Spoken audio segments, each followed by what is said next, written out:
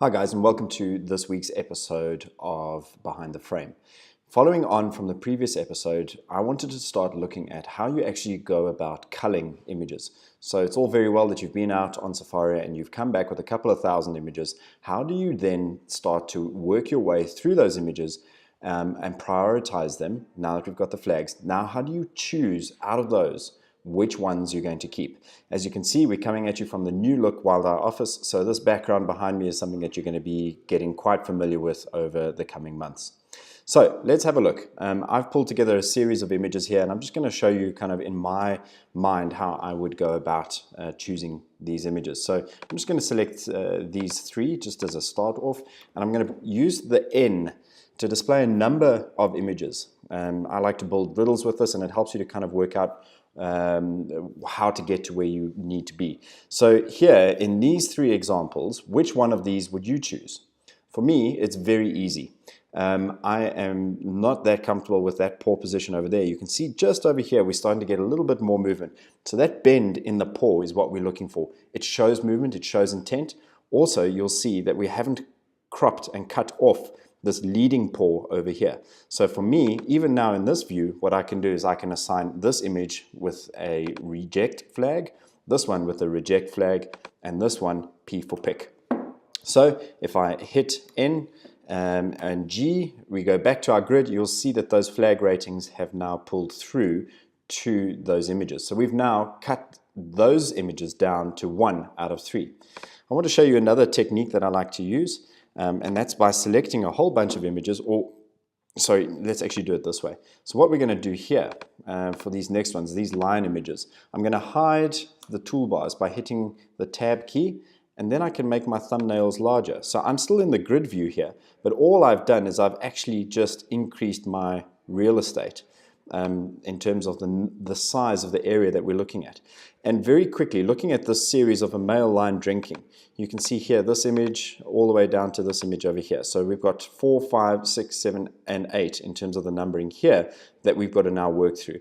And obviously when we're looking at this scale, even at thumbnail level, we can decide very easily which of these images is going to be the one to keep. You can see here we've got the tongue right out.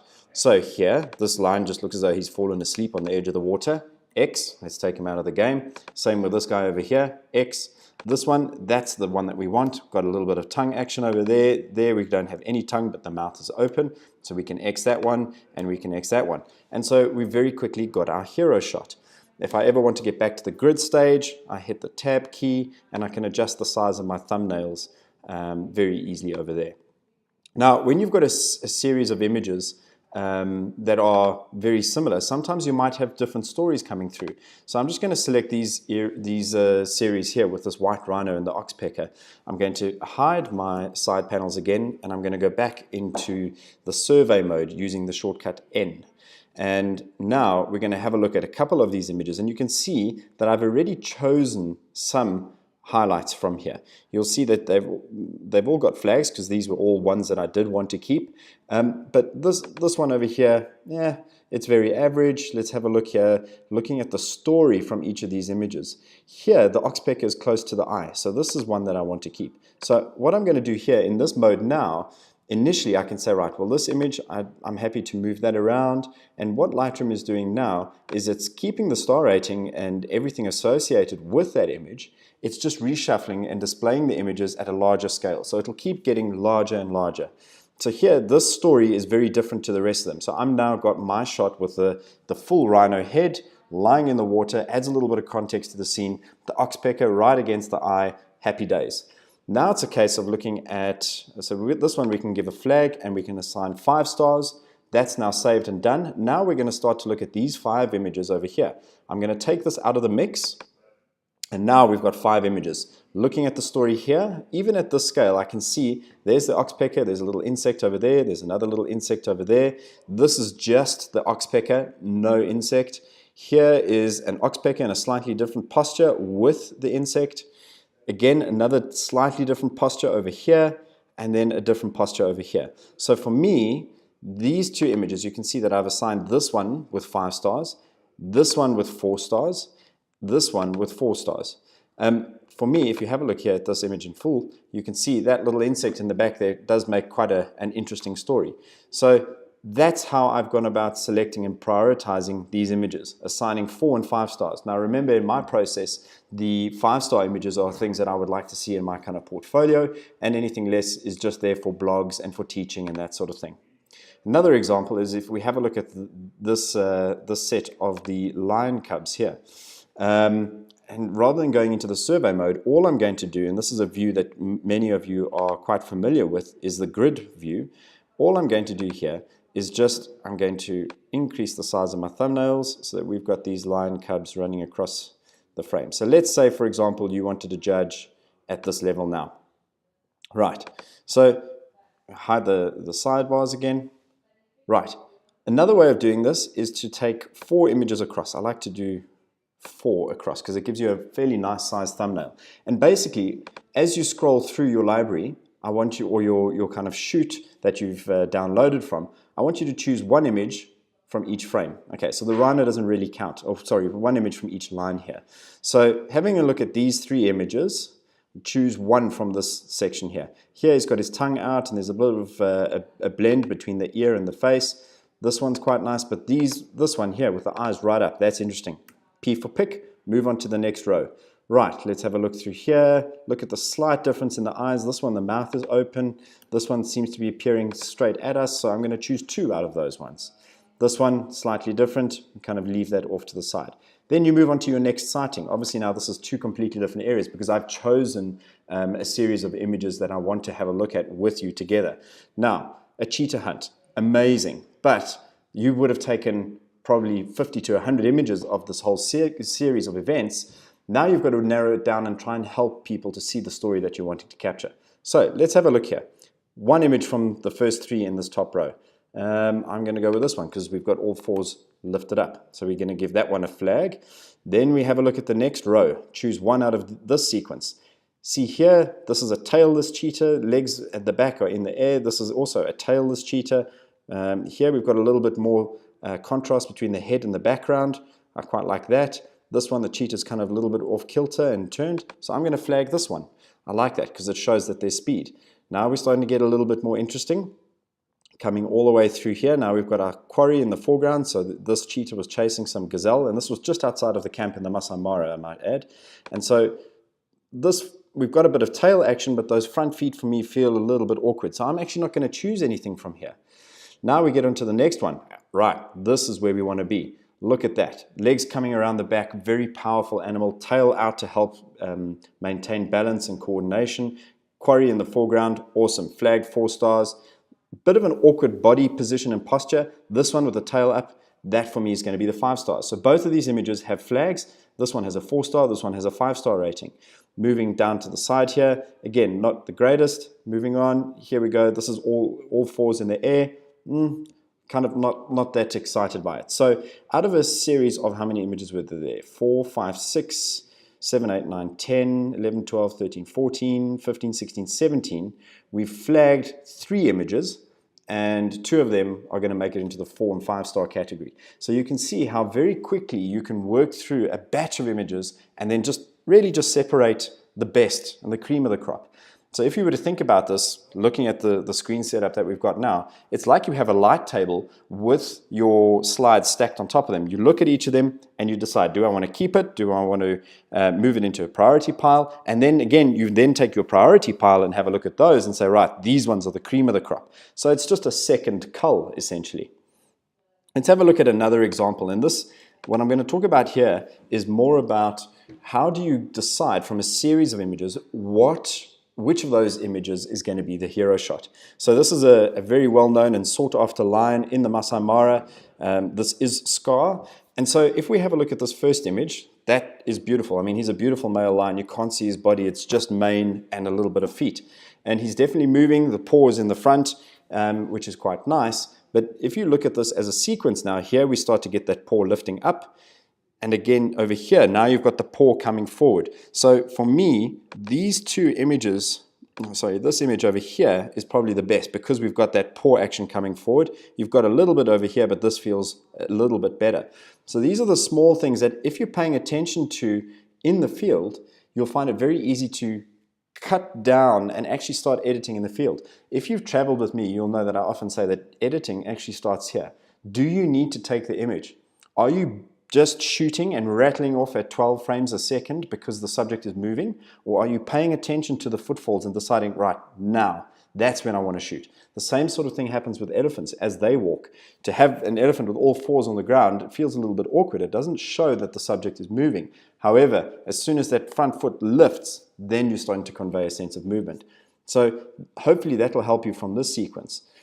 Here's another one. This was from Botswana earlier this year. So let's pull these all up and have a look at them together.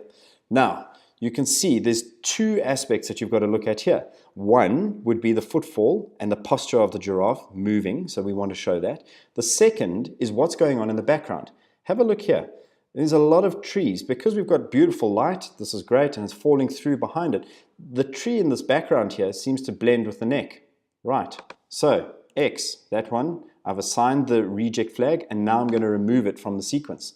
Same sort of thing here. There's not enough definition and separation for me between the subject and the background. So it almost looks as though the giraffe has a tree growing out the back of its neck. Not ideal. Doesn't help you to tell the story. It's a great shot and the foot position is nice, but X to reject, take it out of the mix. Let's have a look at what's left.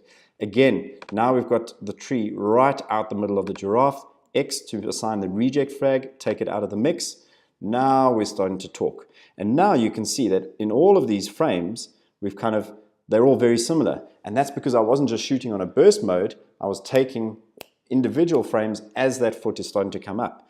So let's have a look. We've got 3 images there, 2 images here. This one, you see the branch coming out of the head. So let's hit X to reject on that one, and let's take it out of the mix.